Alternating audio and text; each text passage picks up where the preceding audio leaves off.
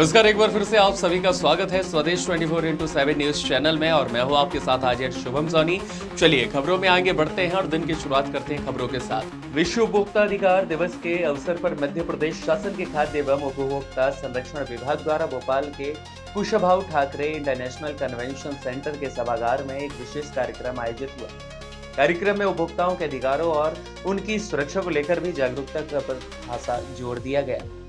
इस पूरे मौके पर विभिन्न विभागों के अधिकारी और विशेषज्ञ मौजूद रहे, जहां कार्यक्रम में उपभोक्ताओं को उनके अधिकारों, शिकायत निवारण व्यवस्था और सेवाओं की पारदर्शिता के बारे में जानकारी दी गई। थिंक गैस के चीफ मैनेजर मनीष विश्वकर्मा ने भी बताया कि पीएनजी यानी कि पाइप्ड नेचुरल गैस के माध्यम से उपभोक्ताओं को आसानी से ईंधन गैस उपलब्ध हो रही है। इससे उपभोक्ताओं के हित सुरक्षित रहते हैं और वे गैस के उपयोग से भी बचत कर सकते हैं। आगे बताया गया है, पीएनजी के जरिए उपभोक्ताओं को समय अनुसार गैस उपयोग की सुविधा मिलती है और यदि किसी प्रकार की शिकायत प्राप्त होती है तो विभाग द्वारा त्वरित कार्रवाई की जाती है ताकि उपभोक्ताओं के साथ किसी भी तरह की धोखाधड़ी ना हो सके। आगे उन्होंने बताया कि गैस कंपनी अपने उपभोक्ताओं के हितों का हमेशा ध्यान रखती है और बेहतर सेवाएं प्रदान करने के लिए लगातार प्रयासरत रहती है। संवाददाता एमजी सरवत की रिपोर्ट।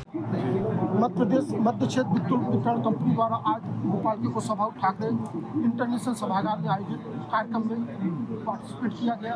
हमारे साथ है भोपाल मध्य विद्युत वितरण company assistant engineer mister Rishi Kumar Tiwari ji, जो उपभोक्ता संरक्षण दिवस है। क्या आप सभी को नमस्कार। मैं ऋषि कुमार तिवारी मध्य क्षेत्र विद्युत वितरण कंपनी की तरफ से मैं यहाँ पर एक आपके लिए उपलब्ध हूँ प्रदर्शनी में इस जगह पर।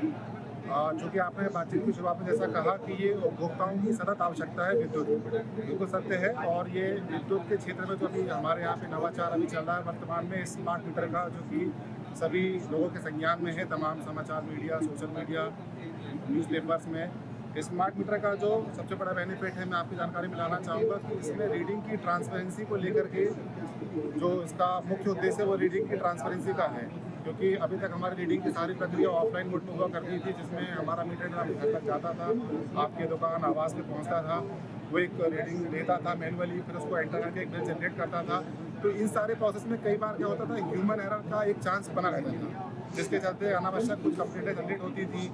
तो वो सब चीज़ों को ख़त्म करने के लिए रीडिंग की एक डेडलाइन फिक्स हो जाए।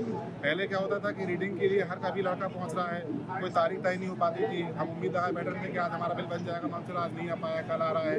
अब इसमें हमारे महीने की हर महीने की 30-31 जो भी महीने की अंतिम तारीख होगी, उसमें रात्रि 12 बजे आपकी रीडिंग मीटर में रहेगी जो रहेगी। लेकिन उपभोक्ताओं को लेकर एक बहुत बड़ा एक कहा जाए कि भ्रांति या अफवाह कह सकते हैं कि यह मीटर बहुत फास्ट चलता है। क्या इसको लेके क्या रीडिंग जो मैं बातचीत को पूरा कर दूँ कि रीडिंग जो रहा करेगी उसको लेके आपका बिल बन जाया करेगा 1 तारीख को। और इसके अलावा जैसे भ्रांति की अपन ने बात की है मीटर को, तो उसके लिए उपभोक्ता का अभी विकल्प क्या आगे भी है कि इसमें उपभोक्ता की तरफ से आवेदन कार्यालय में जाकर के या हमारे जो ऑनलाइन विकल्प हैं, उपाय एप्लीकेशन है, 1912 का टोल फ्री नंबर है, उसमें जाके शिकायत दर्ज करा सकते हैं। चेक मीटर, जैसे मैंने इसमें बता दूं आपको कि चेक मीटर लगाए जाने की व्यवस्था रखी गई है।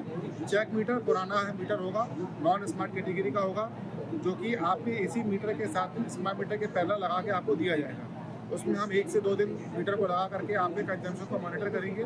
दोनों मीटरों के कंजम्पशन यदि यथावत बने हुए हैं खपत के मामले में, तो मीटर का पढ़ाई सही है। इस तरह के डेमोन्स्ट्रेशन विभाग द्वारा कई जगह किए भी गए जो सुनिश्चित करते हैं कि कोई अंतर नहीं। बिल्कुल ये सत्य है। अभी जैसे मैं जहाँ पदस्थ हूँ, मेरी पदस्थापना टीटी नगर स्थल पे है, वहाँ पर हमारे पास 16,000 कनेक्शन है, जिसमें से 13,000 स्मार्ट मीटर हमारे यहाँ लग चुके हैं। उनमें आज तक की स्थिति में एक सिंगल कंप्लेंट अभी तक की पास नहीं हुई है। उपभोक्ताओं ने कंप्लेंट डाली है हमारे पास में, लेकिन हमने सभी जगह चेक मीटर लगा के जब उनको चेक कराया वो संतुष्ट हैं। और उसमें जो टीओडी की जो रिबेट दी जा रही है उपभोक्ताओं को, क्योंकि आप दिन की जो रीडिंग है वो आपकी 4 टुकड़ों में आ रही है, जो दिन के वक्त में जो आप इस्तेमाल यदि बिजली कर रहे हैं तो 20% कम दर पे आपके लिए जा रही है ऊर्जा प्रभारों में, तो उपभोक्ताओं को उससे राहत भी मिली है। तो उम्मीद किया कि जो मध्य क्षेत्र विद्युत वितरण कंपनी उपभोक्ताओं के लिए भी उनके हित भी संरक्षित है, उनको सुविधा जो बहुत बड़ी जरूरत है बिजली, वो भी निर्बाध रूप से मिलती है। बिल्कुल, विद्युत की जो सतत प्रदाय की बात करें तो हम उसके लिए सतत प्रयास हमारे चल रहे होते हैं। अभी वर्तमान में RDSS जो केंद्र सरकार की बहुआयामी योजना है,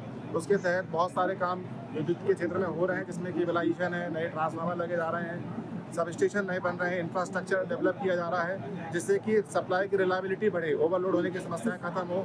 और रीडिंग चूँकि अपने रेवेन्यू से संबंधित मामला है, बिलिंग का मामला है, तो उसके लिए स्मार्ट मीटरिंग का कार्य हर घर में चल रहा है, जो कि इस प्रक्रिया में है। और इसके अलावा लोक अदालत के जरिए भी आपकी कोई समस्या हो बिलों को लेकर, उसका भी निराकरण किया जाता है। लोक अदालत में ऐसे मामले जिन पे कोई हमारी चालानी कार्रवाई होती है, धारा 135, धारा 126 के तहत जो मुकदमे बनते हैं जांच के दौरान, तो उन प्रकरणों को लोक अदालत में हर 3 माह के अंतराल में लगभग लोक अदालत होती है, क्योंकि हमको लोक अदालत में प्रकरण रख करके उपभोक्ताओं के लिए व्यवस्था रहती है कि छूट के साथ 30% जो छूट मिलती है वो उसके साथ अपने बिल को जमा कर सकते हैं और प्रकरण को समझौता करा सकते हैं। कोशिश यही रहती है कि उपभोक्ता है उनका हितों को संरक्षण भी हो और सुगम भी बने। बिल्कुल, उपभोक्ताओं के जो जितने भी हित है, जो उनके अधिकार है, उसको सुरक्षित रखने का प्रयास बिजली कंपनी करती है और करती रहेगी।